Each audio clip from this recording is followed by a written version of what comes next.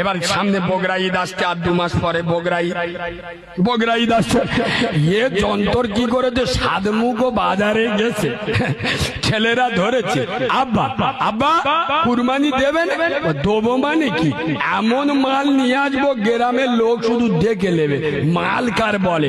আয় আব্বা, সাদমুগোর হাটে গিয়ে একটা গরু কিনে আনছে চাচা 60,000 টাকা দিয়ে। সে গরুর পাশা আলাদা, চাচা আবার গরুর পিছনে এক হাতে সিগারেট আর এক হাতে খালি জামার কোলার হিরেম করে আছে। তার মানে গ্রামের লোকের দেখেলে কি যন্ত্র খালি গ্রামে ঢুকুচ্ছি দেখেলে।